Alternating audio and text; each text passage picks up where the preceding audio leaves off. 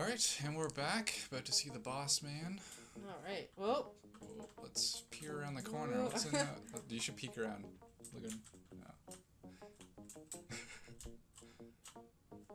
Hi, Janice. Can we come in now? She's not gonna yell at us because we did not go in the women's washroom, so I think we're good.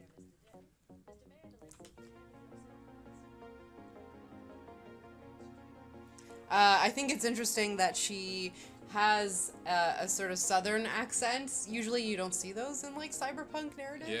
Yeah, it's usually just gruff and, rough voices. But I guess there's, like, a whole, like, I think just every character has their own accent in this game. Yeah, even Joseph Manderley has his own accent, your boss. Yeah, and Gunther and Anna. Yeah, that's true. It's, like, real... Diverse? This was diversity back in the day. Yeah.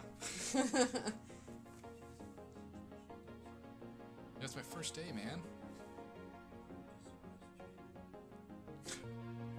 My boy.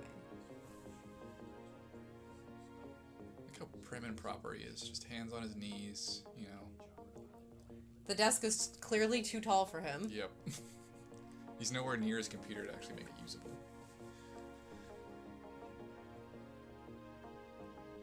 It's kind of weird because it seems like it should be like those computers should be touchscreen, but there's also a keyboard. Yeah. So there's no purpose for like the screen to be like that, really. And it's a giant. Is that a split keyboard? Yeah. Your arms would have to be just like 2 feet apart to make it usable. No messages. What's he reading? Clearance only. S5F clearance. I don't know if we have that, but we just read it, so. You should probably, put a lock on things you have clearance required for. Yeah. Boot camp for Betty. But like, I just love how there's this workplace dynamic. Report to these people, and each one's different, and they each give you a different perspective on things. They have different values. It's just, and you repeatedly come back here and interact with them on a regular basis, which really, for me, this is one of the first games that I played that had that hub aspect to it, where you were coming back again and again, things were changing, but you got to talk to the same people, and their character emerged through the rest of the events that were unfolding in the game world, which is just, you don't often see that. The new Wolfenstein did that, actually. And I think it worked really well. Have you played that one? I played a little bit of it. I haven't beaten it yet, though. But I've been really enjoying it. I was gonna say, like, the first thing that came to my mind was it's like hub and spoke with an actual purpose, as opposed to just a pure design purpose. You know what I mean? Instead of having, like, one area where you just, like, jump off to a new level or whatever, Yeah. it actually gives you a reason to come back. Yeah. Yeah, and it's really, especially the conspiracy angle, right? So these people not necessarily being who they appear to be makes this space worth investigating and interacting with the people in it to try and peel back the curtain each time a little bit more and see what's actually going on behind the scenes. And I think it's interesting, too, that Denton asked him, can I turn the info link off? Like, can I stop not be monitored 24/7 type thing? And he's basically like, I can't tell you that. Like, these little kind of interactions that make you think that maybe something's not completely right, or like your character's not completely comfortable with the situation. Yeah, there's tensions that are built into it, and it's interesting. You can tell certain people don't really like walking the company line. Yeah. And it gets to them, but you only get that if you push them and if you continually try to interact with them, and if you behave in a way that they find is in line with their values. Yeah, like Carter really liked us just picking the multi-tool there than the gun.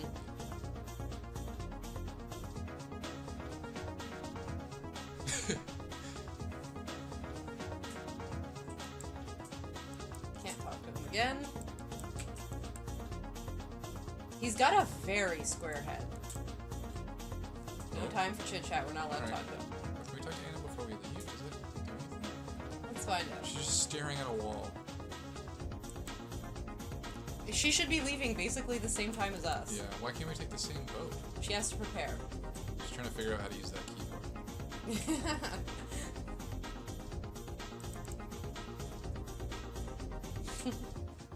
Oh.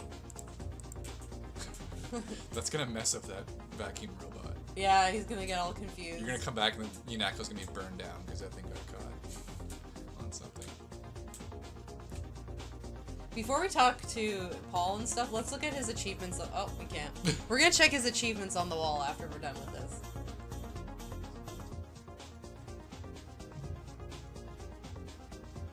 I never really thought about this, but this idea that they've taken over a warehouse in New York and are able to defend it speaks to the state that New York City is in, and how kind of decrepit and contested the space is against all these different factions that are kind of vying for power in this larger police state that's being unfolded and enforced. Yeah, it's just kind of chaotic everywhere in New York. I like the other thing I think of is the medical center is just really indicative of like. Oh yeah. Just like it's just insane. It's really sad to go in there. Yeah, they're clearly understaffed, and I'm pretty sure there's just dead bodies. Yeah. It's really morbid. Oh, here we go. So if you'd played that opening mission on a more stealth or non-lethal playthrough, he's not happy with you at all. He's very, critical of the fact that you were hesitant, because he sees that as a sign of maybe dissent on your part, and they're looking for somebody that can just follow orders. And he'll actually dock your performance bonus there because you weren't as aggressive as he wants you to be. Which I think is, you never see that in it. How often do you play a game where they actually assess your performance based on the level of violence you bring, and then actually, penalize you for not being violent enough? Yeah, unless it's like one of those exaggerated like arena fighting games like Mad World or something, like where there's blood everywhere. But like in definitely these kind of games, I find that like stealth is usually an optional objective, and you're rewarded more for stealth. Yeah. And that's just a general rule across the board. It's not when, personalities are clearly taken into consideration, like with Manderley. Well, and we were saying earlier, like, it's something that you're almost always told about up front, too. You're told from the beginning, if you play by stealth, you'll get this amount of bonus, or if you go this aggressive, you'll get this bonus. I was just gonna say, I think players are really, like, hesitant against, or they don't appreciate when a game tells them something after the fact. Yeah. Like, there's, like, that perfectionist, completionist in people. And I think that was, like, another thing with, like, Undertale, too, right? Where people couldn't go back from a certain point without, like, spoiling or anything. And that probably drove people nuts. Yeah. That were just trying to get, like, the best ending or whatever. I just love the relationship, though, of, like, having a performance evaluation from your boss that has to happen in person, and he's the one rewarding you with XP is the current... experience points is the currency of your job here. It's such that's a great way of diegetically working in the experience, but also the kind of ethical argument of the game. Certificate of award. Nice. Doesn't mean anything. Award of excellence. I still don't understand this one. Relief Fire Co. Residence renovation. Design and construction. Ah. And... So he did his job. That's what it sounds like. Okay, I'm trying to, like, see, like, the signatures. I'm sure they're just, like, the devs or something. Oh, They sign their names. I don't know, like, the exact, like, trivia behind that one, but I'm assuming that's usually how it works.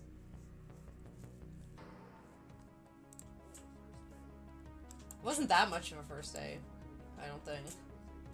Oh, jeez, guy.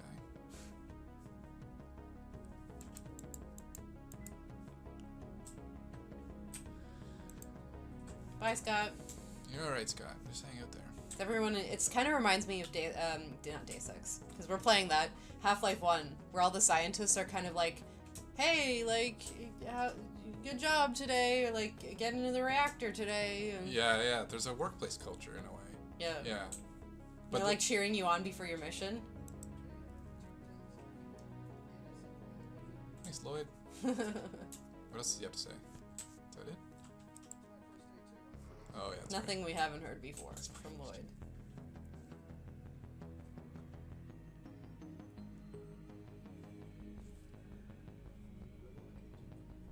Makes you feel good. Yeah, I don't know. I just love these little interactions. These little, especially since you come back here so often in games. This would be seen as like recycling a set piece repeatedly. But you need those connections with people in order to see how change plays out according to different perspectives.